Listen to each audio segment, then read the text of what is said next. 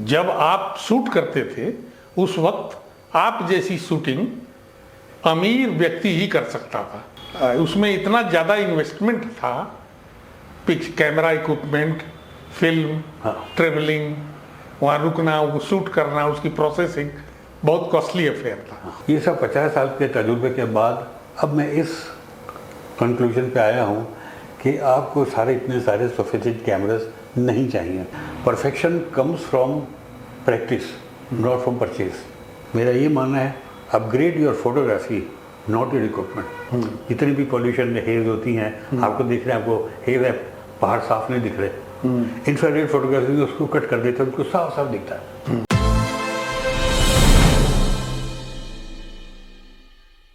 साथियों नमस्कार, perfect picture channel में आपका स्वागत है। आज एक बहुत बड़ी हस्ती के साथ हूँ, उनसे बातचीत किया हूँ। ये हैं अशोक दिलवाली साहब। आज तक अभी इनकी फोटोग्राफी से संबंधित 36 किताबें हैं और 4 पे काम भी चल रहा है, जिनके बारे में ये इस वीडियो में बताएंगे हम सबको। दोस्तों, जब 1980 में मैं अखबारों में आया तो कलर फिल्म स्लाइड को प्रोसेस करने के लिए मुझे लैब चाहिए था, और उस वक्त इनकी लैब थी कनॉट प्लेस में दिल्ली में, किंजे ब्रदर्स। वहाँ हम जाते थे, अपनी फिल्म प्रोसेस कराते थे। इनको हम फिल्म प्रोसेसर के रूप में नहीं जानते, फिल्म तो प्रोसेस होती थी। ये मशहूर थे पोर्ट्रेट खींचने के। बड़ी बड़ी हस्तियाँ, पॉलिटिशियन, एम्बेसी के लोग, ये बड़े लोग इनसे टाइम लेकर के एडवांस में बुकिंग करके इनसे पोर्ट्रेट खिंचवाते थे। तो हमारे दिमाग में, इनके जहन में, मेरे जहन में ये बैठा था कि दिलवाली साहब इस देश के ज़बरदस्त पोर्ट्रेचर फोटोग्राफर हैं। आज इनकी एज हो गई है, आप देख रहे होंगे, और लेकिन ये इनका गति अभी कम नहीं हुई है, उसी स्पीड से ये काम कर रहे हैं। सबसे ताज्जुब ये है कि लॉकडाउन के दिनों में जब इतने साल डिस्टर्ब रहा देश, तो ये डिस्टर्ब नहीं थे, अपनी कलेक्शन से ये बुक्स बना रहे थे और बहुत सारी किताबें इन्होंने तैयार कर दी है। तो आप इस चैनल से जुड़े रहें और आप पूरी वीडियो को ध्यान से समझें, क्योंकि समझना इन बड़े लोगों को बहुत ज़रूरी है। हाँ। स्टूडियो की लाइफ में 71 में फादर के स्टूडियो में आया, किंजे ब्रदर्स कनॉट प्लेस में। फिर 1982 में मेरे को एक फ्रेंच फोटोग्राफर मिले, जिनको कि मैं वाकई अपना गुरु मानता हूँ इस मामले में। अभी 2 साल पहले उनकी डेथ हो गई, 90 ईयर पे। वो फ्रांस के थे। उन्होंने बहुत ज़बरदस्त काम किया और अफगानिस्तान के ऊपर, कोरिया पे, चाइना पे बहुत काम किया। तो उन्होंने मुझसे पूछा कि आप क्या करते हो। मैंने कहा जी मैं स्टूडियो का पोर्ट्रेचर का काम करता हूँ और साथ साथ मेरे को ट्रैकिंग का शौक़ है। कहते कहाँ जाते हो। मैंने कहा जी मैं जहाँ मन करता है चले जाता हूँ। कहते आज से वो काम बंद कर दो। मैंने कहा क्यों। कहते ऐसे करो, एक एरिया सेलेक्ट करो हिमालय में और बार बार वहीं जाओ, और कोई सा भी सेलेक्ट कर लो, उसी जगह जाओ, और आप 5 साल बाद, 10 साल बाद उस एरिया के स्पेशलिस्ट बन जाओगे। जैसे मैं अफ़गानिस्तान का स्पेशलिस्ट हूँ, मैंने जितना अफ़गानिस्तान पे काम किया किसी ने नहीं किया। तो तुम ऐसे करो कि एक एरिया को स्पेशलाइज करो। तो फिर मैंने सोचा कि कौन सा एरिया करूँ। फिर मैंने गढ़वाल चूज़ किया। गढ़वाल मैंने अगले 4.5 साल तक मैं गढ़वाल भी जाता रहा, सारे ट्रैक गढ़वाल में करता है। गढ़वाल लोग यहाँ तक के समझ जाए कि शायद ये गढ़वाली की जो गढ़वाल बार बार जा रहा है। मैं गढ़वाली नहीं, मैं दिल्ली का रेजिडेंट हूँ। तो उसके बाद इत्तेफाक से मेरा इतना एग्जॉस्टिव मैंने काम किया कि उस एरिया में से, उन ट्रिप्स में से 4 किताबें भी निकली। गंगा इन हिमालय, गढ़वाल कुमाऊँ, फिर गढ़वाल हिमालय और बद्री केदार यात्रा। तो 4 किताबें उसी दौरान निकली। तो ये उनकी बताई हुई टिप थी, मेरे को गाइडेंस थी। उसके बाद जब मैंने गढ़वाल पे बहुत काम कर लिया, उसके बाद मैंने कुमाऊँ पे किया, फिर हिमाचल पे किया। हिमाचल मैंने 4 किताबें करी हैं, बड़ी बड़ी, हर एक जगह जा जा के। और लद्दाख करा, 18 बार लद्दाख गया हूँ मैं। लद्दाख पे भी मैंने कोल्ड डेजर्ट पे किताब करी है, और टोटल मैंने अभी 36 बुक्स सब कर ली हैं। और मैं सबसे बड़ी खासियत मेरे काम की है कि मैंने किसी से आज तक अपने काम में किसी से एक पैसा नहीं लिया। किसी से मैंने कोई असाइनमेंट, कोई स्पॉन्सरशिप, ऐसी चीज़ कभी किसी से नहीं ली। सारा जो कुछ किया वो मैंने अपने दम से किया, अपने पैसे से ही काम किया। गाड़ियाँ बदली अपनी, जहाँ होटल में पोर्टर्स का खाना पीना, ठहरना, होटल, सारा कुछ मैं अपनी जेब से ही करता था। और जब मैंने शुरू किया 79 में, तो मारुति तो आई नहीं थी उस वक्त। मारुति की वो महिंद्रा की जीप थी डीजल की, वो 60 किलोमीटर आगे तेज नहीं चलती थी। उसको मैंने 79 से 86 तक उसको इस्तेमाल किया। फिर 86 में जब मारुति आई तो मैंने जिप्सी ले ली, बिकॉज वो पेट्रोल की थी और उसका इंजन बहुत अच्छा रिलायबल था। तो मैंने जिप्सी 14 साल चलाई। उसके बाद मैंने इनोवा ली, 15 साल इनोवा चलाई। लॉकडाउन हुआ तो मैंने सोचा कि जब मुझे गंगा में बहाएंगे तो मेरे हार्ड डिस्क भी बहा देंगे, किसी को पता नहीं रहेगा कि हार्ड डिस्क में क्या क्या काम है। तो फिर मैंने उस हार्ड डिस्क को स्टडी करके देखा, उससे से 14 बुक टाइटल्स निकल आए अलग अलग सब्जेक्ट के ऊपर। मुगल आर्किटेक्चर पे मैंने बहुत काम किया था, आगरा मॉन्यूमेंट्स पे, उस पर भी करी। फिर मैंने अपने एक्सपीरियंसेस जो एज ए फोटोग्राफर हैं वो करी। मैं आपको किताब दूंगा, उसका मैंने नाम टाइटल लिया behind the camera treasured memories. फिर मैंने लद्दाख पे किताब निकाली, हिमाचल पे निकाली, पैनोरामा बुक करी। इधर मैं आपको एक चीज़ बताना चाहूँगा कि मैंने एक्सपेरिमेंट बहुत किए फोटोग्राफी में, और 3 चीज़ें मैंने I am Pioneer of 3 things in photography in my field. First is moonlight photography, जो कि कोई भी नहीं कर रहा था, कोई भी नहीं कर रहा था। फिल्म के ज़माने में एक्सपोजर फ्रॉम आधा घंटा टू 4 आवर्स मैंने वो काम किया। दिन भर गाड़ी चलाता था, उसको ड्राइवर नहीं लेके जाता था, खुद ड्राइव करता था, दिन में फोटोग्राफी करता था, रात को आधी रात बैठ के मूनलाइट फोटोग्राफी करता था। और मूनलाइट फोटोग्राफी में आपका हैंड मीटर और कैमरा मीटर नहीं काम करता था टोटल डार्कनेस में, तो वो सारा तजुर्बे से होता था। मैं 3 कैमरे लगाता था, बड़े कैमरे, RB67, लिनोव 612, लिनोव 617। एक में आधे घंटे एक्सपोजर, एक में 1 घंटे का एक्सपोजर, दूसरे में 2 घंटे का। और सर्दियों के दिनों में काम होता था, गर्मियों में तो हीट बहुत होती थी, तो सर्दी बहुत लगती थी, कई बार बीमार भी हो जाता था। घर स्लीपिंग बैग से जाकर आधे घंटे बाद बंद कराओ, उसके बाद आधे घंटे बाद 1 घंटे वाला एक्सपोजर बंद कराओ, उसके बाद 1 घंटे बाद वो जिसको 2 घंटा देना है उसको बंद करना है। तो 3 बार स्लीपिंग बैग, गर्म स्लीपिंग बैग में से निकल के ठंड में जाना, फिर ठंडे स्लीपिंग बैग में आना, ये सबसे बड़ी प्रॉब्लम ये थी। अच्छा, 1 मिनट, ये जब वो नाइट में शूट करते थे आप, क्या चीज़? जब ये जो शूट करते थे लॉन्ग एक्सपोजर में, हाँ, तो नंबर ऑफ शॉट तो लिमिटेड होते होंगे, बहुत लिमिटेड होते होंगे। हाँ, क्योंकि आपका एक्सपोजर इतना लॉन्ग एक्सपोजर है। हाँ, मैं बताता हूँ आपको। हाँ, मैं क्या करता था, ये जो 3 एक्सपोजर दे रहा था, आधा घंटा, 1 घंटा, 2 घंटा, उसमें उसके बाद घर आके डेवलप करता था स्लाइडों का। जो करेक्ट एक्सपोजर होता था वो रख लेता था, बाकी लोग को डिस्पोज ऑफ कर देता था जो करेक्ट एक्सपोजर। और उसके बाद मेरे पास एक मैंने डायरी रखी हुई थी, उसमें मैं नोट करता था कि चांद आधा था या पौना था या पूरा था, बर्फ़ कितनी थी और काला एरिया कितना था, उसके हिसाब से मैंने अपने एक्सपोजर नोट करे हुए थे, क्योंकि मीटर तो काम करता नहीं था। तो वो तजुर्बे से जो मैंने अपनी डायरी बनाई थी वो साथ लेके जाता था और देखता था कि चांद आधा है या पौना है या पूरा है, और उसके हिसाब से उसमें बर्फ़ कितनी है और डार्क एरिया कितना है। तो बेस्ड ऑन दोज ऑब्जर्वेशन जो मैंने पहले नोट करे थे, उसके हिसाब से मैं एक्सपोजर देता था। और वो भी क्योंकि चांद तो एक जगह स्टेशनरी रहता नहीं, वो तो मूव कर जाता है। ये तो मैं कह नहीं सकता आधे घंटा 1 घंटा दूंगा फिर 2 घंटा, चांद तो मूव कर जाएगा। तो उन्हीं को कैच करना था कि आधे घंटे, 1 घंटा, 2 घंटा, उससे कौन सा एक्सपोजर सही आएगा, वो ये करता था। Very nice, very nice. उसमें 35 मिलीमीटर का भी इस्तेमाल किया, सब बड़े कैमरे, बड़े लार्ज फॉर्मेट। हाँ, बड़े फॉर्मेट में जी। तो आप हिमालय पर जो एक्सटेंसिव शूट करने के लिए, मैं आपकी कुछ पिक्चरें देखा भी हूँ जी, बुक्स के देखा हूँ, और जब आप शूट करते थे तो मैं आपकी स्टूडियो जाता था। हाँ, वहाँ भी कई चीज़ें देखने को मुझे मिली। हाँ, आपके पास आप मुझे दिखाए भी थे। हाँ, जैसे ओम वाली पिक्चर मैं आपके पास ही देखा हूँ। हाँ, वो मुझे याद है अभी तक। हाँ, हाँ, तो वो हिमालय का जो एक्सटेंसिव है आपका टूर, हाँ, बहुत ज़्यादा है, तो उस पर बताएं। 200 फोटोग्राफ्स कोतू साहब ने छापे थे स्टेशन में, एक के बाद एक। जब भी ट्रिप के बाद आता था मैं उनको फ़ोटो देता था। पहले की इस ट्रिप की ब्लैक एंड वाइट में देनी होती थी उनको, नहीं था तो कलर था।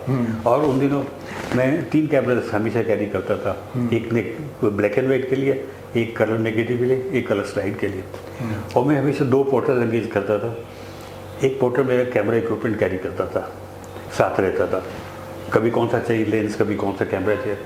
और दूसरा पोर्टर हमारा टेंट, खाने का सामान और सब चीज़ें, उन दोनों का सामान, वो सब चीज़ें वो दूसरा पोर्टर कैरी करता था। तो एक पोर्टर जो कैमरा इक्विपमेंट कैरी करता था वो सारे टाइम मेरे पास ही रहता था कि भाई मुझे कब कौन सी चीज़ जरूरत पड़ेगी, कोई इतनी सारी चीज़ें लेके तो मैं चल नहीं सकता। I am not a porter, I am not a Nepali, I am not a Sherpa. तो मैं उसको हायर करके ऐसे करता था। तो ये सारा। अच्छा, इससे ये अर्निंग का आपकी पिक्चर से क्या अर्निंग भी होती थी? क्या चीज़? पिक्चर्स जो आप शूट करते थे जी, उससे अर्निंग किस तरह होती थी? हाँ, ऐसा होता था कि उन दिनों ये इंटरनेट वगैरह चीज़ नहीं थी, तो जिन लोगों को चाहिए होता था एडवर्टाइजिंग एजेंसीज को, तो वो वहाँ आया करती थी और वो स्लाइड लिया करती थी। तो उससे वो कैलेंडर्स, डायरीज और इस टाइप की चीज़ों में जहाँ जहाँ उनको फोटोग्राफी एडवर्टाइजिंग कैंपेन के लिए कुछ चाहिए, पोस्टर्स बनाने हैं, तो वो स्लाइड ही मुझसे लिया करते थे। तो आपकी जो स्पेंडिंग थी वो तो बहुत ज़्यादा थी पिक्चर के ऊपर। हाँ। तो उसके रेशियो में क्या आपको पेमेंट मिलता था? हाँ, थोड़ा बहुत तो मोस्टली ब्रेक इवन ही रहता था, मगर उसमें अंदर सेटिस्फैक्शन बहुत थी कि एक आपने यूनिक काम किया जो और कोई उस वक्त ऐसा नहीं कर रहा था। आजकल तो कोई भी आजकल के तो जो ये स्मार्टफोन यूज़ करते हैं, इनको तो एक्सपोजर और अपर्चर के बारे में भी डिफरेंस नहीं मालूम, फोकस तो बड़ी दूर की चीज़ है। तो वो सब वो जो आर्ट ऑफ फोटोग्राफी थी वो ख़त्म हो गया। It is become very mechanical. मैं तो सबको ये कहता हूँ कि फोटोग्राफी दो चीज़ें हैं, एक है क्राफ्ट और एक है आर्ट। क्राफ्ट तो बहुत सरल हो गया, बच्चा भी 10 साल का बच्चा भी मूवलाइट फोटोग्राफी कर लेगा स्टैंड लगा के। मगर जो आर्ट पार्ट है वो उतना ही कठिन है जितना पहले था। जिस फोटो को देख के आप बाहर निकाल सके, लोग देख के वहाँ बोल सके, वो फोटोग्राफी लेना तब भी मुश्किल था, आज भी उतना ही मुश्किल है। मतलब इक्विपमेंट जो चेंज आई, जो टेक्नोलॉजी आई है, हाँ, उसमें आर्ट को कोई सहूलियत नहीं मिला। हाँ, कोई सहूलियत नहीं। हाँ, बस अब क्वांटिटी है, क्वालिटी बहुत कम है। हाँ, क्वांटिटी का ज़माना आ गया, क्वालिटी कम है। I would say that. तो हम कुछ ऐसी पिक्चरों की चर्चा कीजिए जिस पर आपने मेहनत बहुत की लेकिन वो अर्निंग नहीं दे पाई है। देखिए, मैं आपको ये बताऊं, शायद मैं ही एक रेगुलर फोटोग्राफर हूँ जो मैंने अपनी कभी कोशिश नहीं करी बेचने की। जिस किसी को चाहिए थी मेरे पास आते थे, कई लोग अपनी फोटोग्राफ बेचने के लिए ये कर दे, ये कर वो। मेरे से वो सेल्समैनशिप का काम नहीं होता, मेरे में वो आर्ट नहीं है। मैं अपने काम में व्यस्त रहता हूँ और मैं अपना काम को एंजॉय करता हूँ। ये नहीं कि मैंने बेची तो मुझे खुशी हो गई, नहीं। मैं बढ़िया से बढ़िया काम अपने पास मैंने संभाल के रखा हुआ।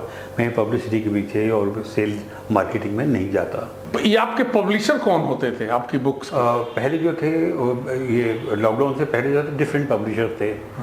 मैंने स्टार्ट तो किया रोली बुक्स के साथ, किया गढ़वाल का, फिर फ्रैंक ब्रदर्स ने करी गढ़वाल पे, फिर हिमाचल की करी फ्रैंक ब्रदर्स ने, और बद्री केदार यात्रा करी रत्ना सागर ने, और डिफरेंट पब्लिशर्स से नियोगी बुक्स ने मेरी करी 3-4 किताबें नियोगी ने करी हैं। हाँ। जी। और उसके बाद ये सब 15-16 करने के बाद फिर मैंने अपने सेल्फ पब्लिश करी हैं। कि भाई वो मैंने सब डेडिकेट करी हैं अपने पेरेंट्स को, और उसमें फ्रंट पेज पे मैंने आगे लिख दिया है कि these books are for my children, my 3 children, 5 grandchildren, and उनके नाम भी दिए 5 ग्रैंड चिल्ड्रन के, और great grand children when ever they will come. अभी कोई नहीं है ग्रेट ग्रैंड चाइल्ड में, वो देखेंगे वहाँ पे एक एंसेस्टर ने 50 साल पहाड़ों में जाके क्या काम करा। तो as a kind of legacy I will want to this, this books are kind of legacy for my. और जैसे मैंने आपको बताया, मूवलाइट फोटोग्राफी के अलावा मैंने 2 चीज़ें और करी जो कि और किसी ने नहीं करी। मैंने फिल्म के ज़माने में फिल्म के बड़े कैमरों से पैनोरामिक काम किया, और उसके अंदर बड़े कैमरे इस्तेमाल किए, लिनोफ 612, 617। उसका मतलब था कि एक एक स्लाइड का साइज़ 6x12 सेंटीमीटर होता था या 6x17 सेंटीमीटर। 120 के फिल्म में सिर्फ 6 एक्सपोजर आते थे या 4 आते थे। तो कोई अच्छा सीन लगे बहुत अच्छा तो मैं 617 लगाता था, और सारी फिल्म एक एक्सपोजर पर जाती थी, क्योंकि ब्रैकेट करना पड़ता था। और अगर एक ही खींचा तो वो बाकी कहाँ रहेंगी, अगर वो बिक गई तो बाद में कुछ नहीं रहेगा। अगर कहीं स्क्रैच आ गया, कुछ आ गया, तो इसलिए एक एक्सपोजर के लिए पूरी फिल्म जाती थी। और 612 के था उसमें कर रहा था तो उसमें 2 शॉट आते थे बस। क्योंकि ब्रैकेट करा 3 करा, 3 इधर 2 शॉट में आते थे, तो फिल्म का एक्सपेंडिचर बहुत रहता था। और तीसरी चीज़ जो मैंने स्टार्ट करी वो मैंने करी इंफ्रारेड फोटोग्राफी। वो ब्लैक एंड वाइट में मेरी पहली किताब है इंडिया में, on black and white photography in infrared. तो उसके लिए मैंने कैमरा वहाँ से अमेरिका से मॉडिफाई करके ख़रीदा और मैं साथ उसको लेके जाता था। कम से कम 10 साल हो गए उसको करते हुए। तो मैं जहाँ भी मुझे सीन अच्छा लगता था तो मैं इंफ्रारेड से करता था। इंफ्रारेड का सबसे बड़ा फ़ायदा ये था, सबसे बड़ा फ़ायदा कि लैंडस्केप फोटोग्राफी का काम सुबह होता है या शाम को होता है। दिन का टाइम बेकार होता है, उसमें नहीं होता। मगर दोपहर का जो लाइट होता था वो लाइट सबसे सूटेबल है इंफ्रारेड के लिए। तो मज़े की बात है कि जो कि टाइम हमारे बर्बाद जाता था, सिर्फ ड्राइव करने में निकल जाता था, इधर से उधर पहुँचने में, उससे मेरे को फोटोग्राफी मिल जाती थी इसमें। दूसरा फ़ायदा उसके अंदर ये हेज़ को कट करता है। जितनी भी पॉल्यूशन में हेज़ होती हैं, आपको दिख रहे हैं, आपको हेज़ है, पहाड़ साफ नहीं दिख रहे। इंफ्रारेड फोटोग्राफी में उसको कट कर देते हैं, उनको साफ साफ दिखता है। और बादल एकदम वाइट बर्फ की तरह, क्लाउड की तरह एकदम ब्लैक के अगेंस्ट स्टैंड आउट करते हैं बहुत अच्छे से। और वो नॉर्मल ब्लैक एंड वाइट से बहुत फ़र्क है ब्लैक एंड वाइट, ये इंफ्रारेड की ब्लैक एंड वाइट। तो मैंने इसके ऊपर बहुत काम किया। उसके बाद एक और कैमरा मैंने अमेरिका जब गया था, उसके बाद 2019 में मैंने दूसरा कैमरा भी कन्वर्ट करवा लिया एज ए स्टैंड बाई, कि भाई ये कैमरा ख़राब हो तो दूसरा तो स्टैंड बाई रहना चाहिए। तो मेरे पास 2 कैमरा थे इंफ्रारेड के, और मैं जब भी जाता हूँ तो इंफ्रारेड फोटोग्राफी के साथ दोपहर के टाइम मुझे बहुत अच्छी शॉट मिल जाते हैं उससे। आपका जो डेडिकेशन था ये फोटोग्राफी और आर्ट को लेकर के, और ऐसी डेस्टिनेशन को आर्टिस्टिक वे से कंपोज करके दिखाना, इसमें आपका बहुत अच्छा अनुभव है आज। और लेकिन एक बात मेरे को दिमाग में आती है, जब आप शूट करते थे उस वक्त आप जैसी शूटिंग अमीर व्यक्ति ही कर सकता था। क्या नहीं करता था? पैसे वाला ही कर सकता था। हाँ। क्योंकि उसमें इतना ज़्यादा इन्वेस्टमेंट था, कैमरा इक्विपमेंट, फिल्म, ट्रेवलिंग, वहाँ रुकना, वो शूट करना, उसकी प्रोसेसिंग बहुत कॉस्टली अफेयर था। आज के ज़माने में जो नई टेक्नोलॉजी है, डिजिटल टेक्नोलॉजी, इसने बहुत ज़्यादा एम्प्लॉयमेंट दिया है, बहुत ज़्यादा लोगों को जॉब दिया है, बहुत सारा एम्प्लॉयमेंट है। मैरिज है, फैशन है, पोर्ट्रेचर है, और आपका स्ट्रीट फोटोग्राफी, ये जो ज़्यादा अब शुरू हुई है। तो आप इसको ध्यान में रखते हुए कुछ गाइड करें यूथ को। क्या आप गाइड करना चाहते हैं, क्या कहना चाहते हैं? ऐसा है कि जब मैं अफोर्ड कर सकता था और मुझे बहुत ज़्यादा शौक था, तो दोनों चीज़ें मेरे पास मुहैया थी, अवेलेबल थी। तो मैंने बहुत टाइप के कैमरे इस्तेमाल करे।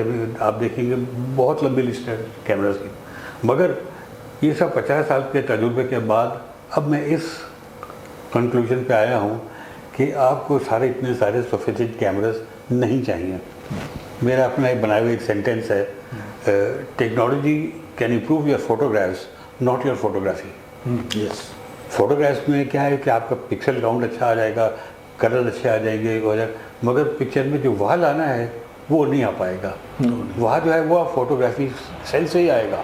तो और एक और ऐसा ही सेंटेंस मैंने बहुत अच्छा पढ़ा, एक बड़े फेमस फोटोग्राफर ने लिखा, perfection comes from practice not from purchase.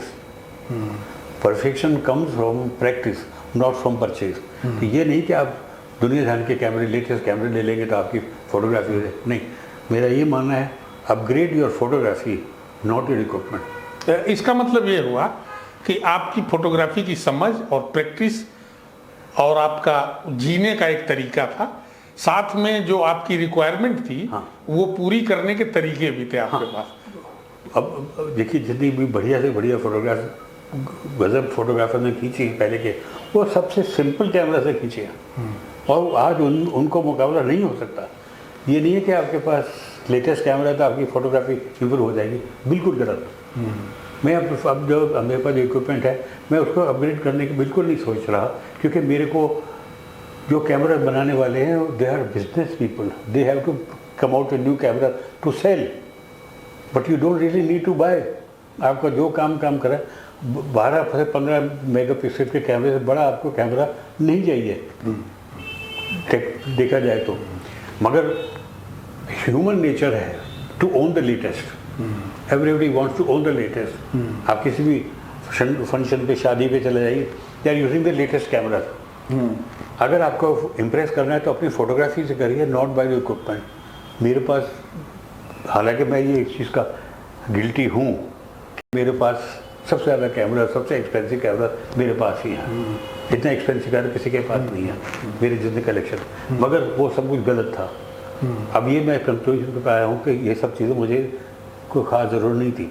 हाँ, कुछ चीज़ ऐसी थी जो सिर्फ कैमरा है, वो वही कैमरा वो कर सकता है। जैसे पैनोरामिक फोटोग्राफी में कर रहा था, उसके लिए बड़े कैमरे चाहिए। I could afford, I could do it, so I did it. But आज की तारीख में वो पैनोरामिक फोटोग्राफी के लिए वो कैमरा ऑब्सोलीट हो चुके हैं। आजकल तो टाइम पर रखा, यूँ खींचा, स्टिच किया। नहीं, ये एक चीज़ और बात आई है अभी, जो आज का प्रेजेंट सिचुएशन है। हाँ? अभी जो प्रेजेंटली चल रहा मार्केट, हाँ, वो ये बोलता है कि जब कोई मैरिज बुक करता है या इंटीरियर शूट कराता है या कोई रिसोर्ट शूट कराने का आपको असाइन करता है, तो उसके पहले नेट पर जा करके वो कैमरा इक्विपमेंट बेस्ट कौन सा है वो देख के उसको नोट करता है और फोटोग्राफर से पूछता है कि आप किस इक्विपमेंट से शूट करोगे। it is because of their ignorance. They are not educated people who are asking such questions. They are fools. They are fools, they are idiots. They don't know anything about photography. Photographs are not taken with expensive camera. They are taken with eyes, with your brain, your visualization. How you visualize the subject, that is photography. कोई जो equipment के बारे में पूछे तो उसको आप पहली चीज़ ये है कि उसको कुछ भी नहीं मालूम। लेकिन सवाल ये कि अगर वो लेटेस्ट इक्विपमेंट नहीं बताता है, हाँ, तो उसको वो काम नहीं देते। हाँ, नहीं, ये बात है। This is irony, this is tragic. आपकी नंबर ऑफ बुक्स कितनी हैं? अभी मैंने 36 तो कर ली हैं। अच्छा। और 37th मेरी ऑटोबो ट्रैवल फोटोग्राफी छपने गई हुई है, और 2 और मेरी सेल्फ पब्लिकेशन में कर रहा हूँ। एक है, इसमें सिर्फ 56 फोटोग्राफ्स ऐसी हैं जो कि कभी भी किसी हालत में दोबारा नहीं खींच सकती। हम उनको कह रहे हूँ फोटोग्राफिक कोहिनूर मोमेंट्स, कि भाई वो कोहिनूर मोमेंट था जो मुझे ऊपर वाले ने बख्शा और वो मैं कभी भी दोबारा नहीं कर सकता। और जो उसके बाद अगली किताब है वो होली हिमालयस। उसे मैंने जहाँ जहाँ गया मैंने ऐसे ही कैजुअली मंदिरों की, श्राइन्स की, holy river, holy lakes, holy mountains, सबकी जो करी हैं वो कलेक्ट कर रहा हूँ। 175 के करीब उसे फोटोग्राफ्स हैं, और उस फोटोग्राफ में एक फ़ोटोग्राफ के साथ मैं डिस्क्राइब कर रहा हूँ कि इस मंदिर की या इसकी श्राइन की क्या बैकग्राउंड है। कि भाई ये चीज़ है, काबूशंदी ताल है जैसे करवाल में 17,000 फुट पे। अब काबूशंदी की क्या इम्पोर्टेंस है, रामायण के अंदर लिखा हुआ है, काबूशंदी के बारे में पूरा चैप्टर दिया हुआ है कि ये ऐसे एक महान ऋषि थे जो कि उनको कर्ज हुआ, कर्ज को क्या बोलेंगे, श्राप मिला कि तुम अब कौवा बन जाओगे। तो वहाँ उन्होंने कौवे के रूप में रह के गरुड़ को रामायण सुनाई, और वो जो लेक है उसको काबूशंदी लेक बोलते हैं। तो मैंने 83 या 84 में किया था एक ट्रैक मैंने, बहुत मुश्किल ट्रैक था। फिर रामानंद सागर की रामायण चल रही थी उन दिनों, तो उन्होंने एक एपिसोड काबूशंदी पर बनाया था, और बॉम्बे में स्टूडियो बनाया था, तो बर्फ़ दिखाने के लिए उन्होंने रुई लगा दी थी और सब जगह ऐसे करके स्टूडियो भी बना के रखा। तो मैंने उनको रामानंद सागर जी को 8 बैटिंग की फ़ोटो बना के भेजी। मैंने कहा देखिए आप जिसने जो एपिसोड आपने काबूशंदी के ऊपर किया, ये एक्चुअल लेक है, काबूशंदी लेक है। बहुत खुश हुए, उन्होंने चिट्ठी मुझे लिखी, बड़ा अच्छा लगा। उसके बाद में फिर काबूशंदी के बाद फिर मैं आगे में जोशीमठ से आगे गया, वहाँ गया उनके पास, बद्रीनाथ गया। तो वहाँ वो पुजारी थे, पूछा आप कहाँ से हैं। मैंने कहा भाई हम हैं तो रहते दिल्ली वाले, मगर यहाँ भी काबूशंदी होके आ रहे हैं, वहाँ तो कोई नहीं पहुँच सकता। मैंने कहा भैया वहीं से आ रहे हैं। नहीं आप गप मार रहे हैं, वहाँ तो कोई पहुँच ही नहीं सकता। मैंने कहा भैया 3 कैमरों से फ़ोटो खींचा, किसी में तो आएगी, आपको दिखा दूंगा, colour negative, colour slide, black and white करी है, आपको कोई दिखा दूंगा कहीं ना कहीं। कहता नहीं आप गप मार रहे हैं, वहाँ तो वो विश्वास ही ना करे मेरी बात करके मैं काबूशंदी होके आ रहा हूँ। ऐसे अजीब अजीब किस्से होते हैं। बहुत अच्छा लगा, मज़ा आया आपसे बातचीत करने में।